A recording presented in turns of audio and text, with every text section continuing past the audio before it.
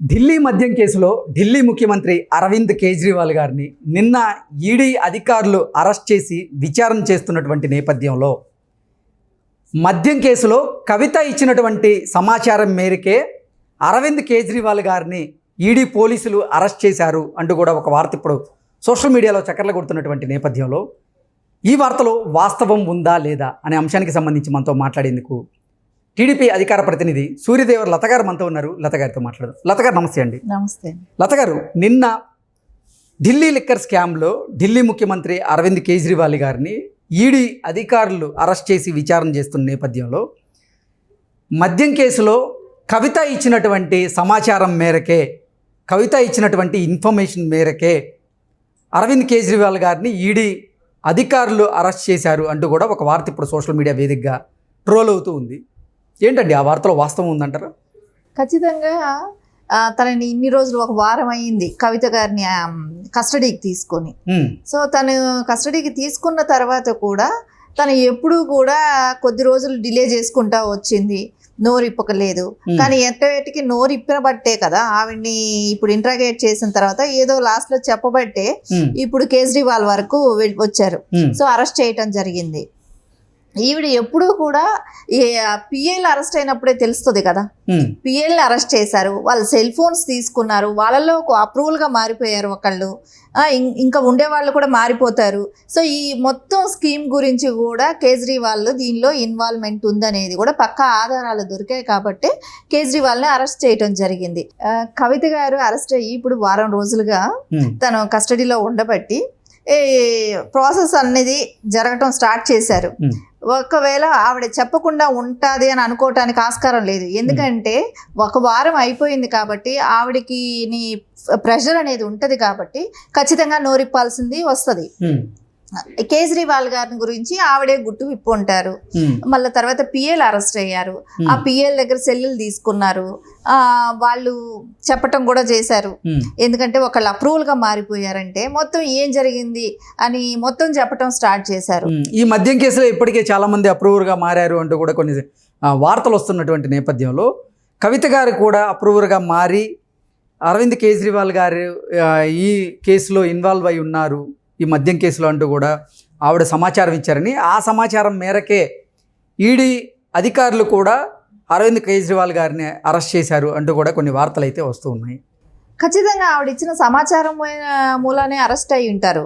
అది లేకుండా ఎవిడెన్స్ మా సీఎం అతను కేజ్రీవాల్ గారు అలాంటి ఒక పార్టీకి సంబంధించిన వ్యక్తి కూడా కాబట్టి అలాంటి ఆయన్ని అరెస్ట్ చేస్తున్నాము అన్నప్పుడు సరైన ఎవిడెన్స్ లేకుండా అయితే చేయరు కదా.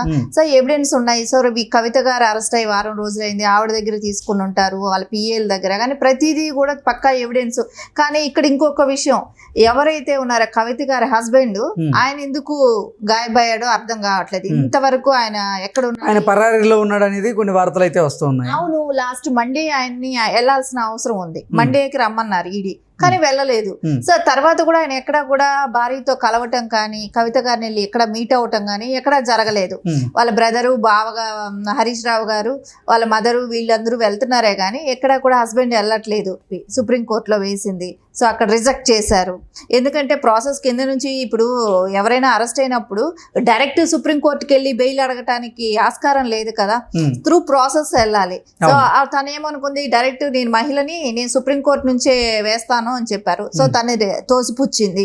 సో తనకి ఎక్కడా కూడా సరైన ప్రాపర్గా డెసిషన్స్ తీసుకునే విషయంలోనే కానివ్వండి, ఎక్కడ కూడా తనకు మదర్ లాంటి వాళ్ళు, వాళ్ళ మదర్ లాంటి వాళ్ళు ఈ రోజు వెళ్ళి ఆవిడ కోర్టు స్టేషన్కి అదే ఇక్కడ వెళ్ళి ఈడీ ఆఫీసులకు వెళ్ళి జైల్లో వెళ్ళి కలిసి ఇలా బాధపడటం బదులు ముందే వాళ్ళ కూతురికి నువ్వు ఇలాంటి కరప్షన్ చేయొద్దమ్మా, ఇలాంటి ప్రాబ్లమ్స్ వస్తాయి, రాజకీయాల్లో జాగ్రత్తగా ఉండాలి, నువ్వు మహిళవి అని అప్పుడు ఎందుకు చెప్పలేకపోయింది? ఇప్పుడు శోభా గారు కేసీఆర్ గారి సతీమణి, అవును. ఆవిడ ఎందుకు అప్పట్లో చెప్పలేకపోయింది, ఆవిడ సరైన గైడెన్స్ లో ఎందుకు నడపకపోయింది? ఈ రోజు ఆవిడ కూడా అక్కడికి వెళ్ళి బాధపడాల్సిన, అది కూడా ఒక మహిళ లిక్కర్ కేసులో వెళ్ళటం అనేది, అది ఆవిడ ఎందుకు గైడెన్స్ ఇవ్వలేకపోయింది?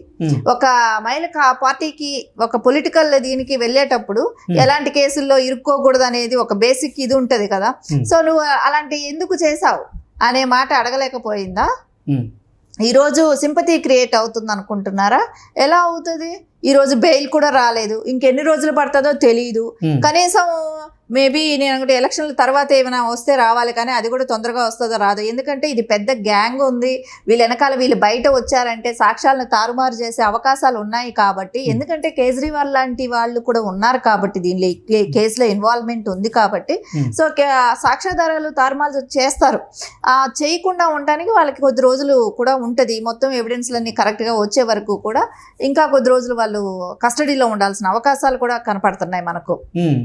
ఇప్పటికే అసలు అంటే కవిత గారి మీద ఏదైతే అభియోగాలు ఉన్నాయో, అంటే 100 కోట్లకు సంబంధించి, అదే అంశంలో అరవింద్ కేజ్రీవాల్ కూడా ఇన్వాల్వ్ అయి ఉన్నారు అంటూ కూడా కొన్ని వార్తలు వస్తున్న నేపథ్యంలో, అసలు ఆ 100 కోట్ల లావాదేవీకి సంబంధించిన సమాచారాన్ని కవిత ఈడీ అధికారులకు అందజేశారు.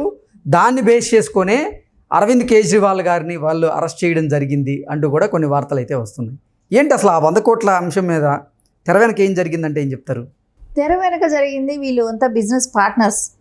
వీటిల్లో అంటే ఏంటి, ఇల్లీగల్ యాక్టివిటీస్ చేసే దానిలో వీళ్ళు బిజినెస్ పార్ట్నర్స్ అనమాట. వీళ్ళందరూ కలిసి చేసిన పని మూలానే ఈ రోజు వాళ్ళ స్కాముల్లో ఇరుక్కోవటమే కానివ్వండి. వీళ్ళు అనుకున్నారు బయట రాదని, ఎందుకంటే కవిత గారు తెలంగాణ స్టేట్ సీఎం కూతురే కావచ్చు, ఆవిడ మాజీ పార్లమెంటరీ దీనిలో ఉన్నారు కాబట్టి, శాసనసభ్యురాలుగా ఉన్నారు కాబట్టి, ఇంకోటి ఇప్పుడు ఎమ్మెల్సీగా ఉన్నారు కాబట్టి ఏది చేసినా చెల్లుబాటు అవుతుంది అనుకున్నారు. అక్కడ కేజ్రీవాల్ గారి సపోర్ట్ వేరే ఢిల్లీలో ఉంది, ఆయన ఒక సీఎం కాబట్టి, సో ఈ కాంబినేషన్స్ లో ఉన్నాం కాబట్టి ఎప్పటికీ బయట రాదనే ఒక దీనిలోనే ఉన్నారు వాళ్ళు. సో అది ఎట్టకేలకి అది బయటపడింది. దానికి తగ్గ సాక్ష్యాధారాలతో సహా దానిలో కేసులో ఇన్వాల్వ్ అయిన వాళ్ళు అప్రూవల్ గా మారిపోవటం, ఇవన్నీ జరిగేటప్పటికి దిక్కుతోచని స్థితిలో ఉన్నారు. ఇప్పుడు అక్కడే కాదు, ఇక స్టేట్ గవర్నమెంట్ కి వచ్చిన తర్వాత ఇక్కడ ఎన్ని స్కాముల్లో ఇరుక్కుందో తెలియదు. ఎందుకంటే ఆవిడ తెలంగాణ జాగృతి అని బతుకమ్మల గురించి తీసినప్పుడు, సో ప్రతి చోట కూడా ఆవిడ కలెక్షన్స్ వసూలు చేయటం, సరే గవర్నమెంట్ ఫండ్స్ తీసుకోవటం, ఆ మహిళలకేమో 20 రూపాయలు 30 రూపాయలు సూరత్ చీరలు ఇచ్చేసి కాటన్ చీరలు ఇస్తాము మీకు అని చెప్పి సూరత్ చీరలు 20 రూపాయలు 30 రూపాయలు చీరలు ఇచ్చి అక్కడ కూడా స్కామ్లే. మహిళలకు పంచే చీరల్లో కూడా స్కామ్లే చేశారు. అట్లా ప్రతి దానిలో కూడా స్కాములు. ఇవన్నీ రేపు పొద్దున స్టేట్ గవర్నమెంట్ వచ్చిన తర్వాత ఇక్కడికి ఆవిడ ఆ కేసు కంప్లీట్ చేసుకొచ్చాక ఇక్కడ కాసు కూర్చొని ఉంటాయి. ప్రతి దానిలోనూ ఆవిడ ఇన్వాల్వ్మెంట్ ఉంది, ప్రతి చోట స్కాముల్లోనూ ఆవిడ ఇన్వాల్వ్మెంట్ ఖచ్చితంగా కనపడుతుంది మనకు. అంటే ఇప్పటికే చాలా అభియోగాలు వస్తున్నాయి ఆవిడకి. అసలు ఒక మహిళ అయ్యి ఉండి ఈ లిక్కర్ స్కామ్లో మీ మీద ఆరోపణలు రావడం ఏంటి, ఈ లిక్కర్ స్కామ్లో ఎందుకు మీరు ఇన్వాల్వ్ అయ్యారు అంటూ కూడా తెలంగాణకు సంబంధించినటువంటి కొంతమంది, అంటే తెలంగాణ జాగృతి సంబంధించినటువంటి కొంతమంది మహిళలు కూడా అడుగుతూ ఉన్నారు. దాన్ని ఎలా చూడొచ్చు అసలు? ఎందుకంటే తెలంగాణ నేను బతుకమ్మలు నేనే పబ్లిసిటీ ఇచ్చాను, ఇది వరకు తెలంగాణ స్టేట్ అనేది రాకముందు రాలేదు అని మాట్లాడారు. అది ఖచ్చితంగా అబద్ధం. ఎందుకంటే తెలంగాణ స్టేట్లో ఎప్పటి నుంచో రజాకారుల దగ్గర నుంచి కూడా తెలంగాణలో బతుకమ్మ అనేది ఎప్పటి నుంచో ఉంది. తెలంగాణలో ఎప్పుడు వాళ్ళకు అది ఫెస్టివల్, తెలంగాణలో బతుకమ్మ అనేది. అలాంటిది ప్రతి పార్టీ వాళ్ళు కూడా, ఈవెన్ కాంగ్రెస్ కానీ తెలుగుదేశం కానివ్వండి, బీజేపీ కానివ్వండి, ప్రతి పార్టీ ఆఫీసుల్లో కూడా బతుకమ్మ సెలబ్రేట్ చేసుకుంటారు. అంటే బిఫోర్ తెలంగాణ ఉండేది. సో వీళ్ళు ఏంటంటే దానికని ఫండ్స్ తీసుకోవటం, అక్కడక్కడ ప్లాస్టిక్ పువ్వులు పెట్టి పెద్ద పెద్ద బతుకమ్మలు పెట్టేసి, అంటే నేచురల్ పువ్వులు పెట్టాల్సిన చోట కూడా ప్లాస్టిక్ పువ్వులు, అది ఒక సంవత్సరం అక్కడ గోడౌన్లో వేస్తారు, మళ్ళీ తీసుకొచ్చి అదే పెడతారు. ప్లాస్టిక్ పువ్వులు ఒకసారి ఉన్నటివి మళ్ళీ అప్పుడే పోవు కాబట్టి అంత స్కాములే. వీటిల్లో పువ్వులు కొనే దానిలో కూడా స్కాములే చేశారు, మహిళలకు పంచిపెట్టే చీరల్లో స్కాములు చేశారు. అన్ని విధాలా కూడా బతుకమ్మని కూడా వీళ్ళు స్కాములుగానే నడిపారు. దానిలో కూడా వీళ్ళు కాజేయటానికే చూసారు. అదే చేయబట్టే రేపు పొద్దున అవన్నీ కూడా బయట వస్తాయి. ఈ బతుకమ్మలకి ఎంతెంత డబ్బులు తీసుకున్నారు, ఏం చేశారు, ఎన్ని 100 కోట్లతో వాటిని ఈవిడ సెలబ్రేషన్, దాన్ని వేరే ప్రమోట్ చేస్తున్నానని బయట దేశాలకు వెళ్ళి దుబాయ్కి, కువైట్ ఇట్లా అంతా కూడా తిరిగారు కదా, ఆస్ట్రేలియా అని, న్యూజిలాండ్ అని, యుఎస్ అని, యూకే అని, ఇవన్నీ తిరిగి అక్కడ కూడా ఇక్కడ అంటే గవర్నమెంట్ సొమ్ముతో ఈవిడ దేశాలు ఉమ్, యాత్ర చేయటం అనమాట. నేను బతుకమ్మను ప్రమోట్ చేస్తున్నానని. బతుకమ్మ ప్రమోషన్ అంటే ఈవిడ కనిపెట్టారా బతుకమ్మని? తెలంగాణలో బతుకమ్మను కనిపెట్టారా కవిత గారు ఏమైనా? లేదు కదా. బతుకమ్మ అనేది తెలంగాణలో ఎవరైనా ఆడుకునేది. ప్రతి మహిళ బతుకమ్మని సెలబ్రేట్ చేసుకుంటారు. ఉమ్, బయట దేశాల్లో కూడా ఎప్పటి నుంచో జరుగుతుంది. తిని వెళ్ళి చేస్తేనే బతుకమ్మ అక్కడ ఆడట్లేదు కదా. ఉమ్. సో అంతా వీళ్ళు పబ్లిసిటీ కోసం ప్రజాధనాన్ని దుర్వినియోగం చేస్తా వీళ్ళు ఎంతసేపు దానిలో కూడా ఫండ్స్ నొక్కటం. Okay. మేము అక్కడికి వెళ్తున్నాం ఇక్కడికి వెళ్తున్నాం అని చేస్తూ అదే ప్రతిదీ కంటిన్యూ చేశారు. ఈ స్కామ్లన్నీ కూడా మళ్ళీ బయట వస్తాయి. ఓకే.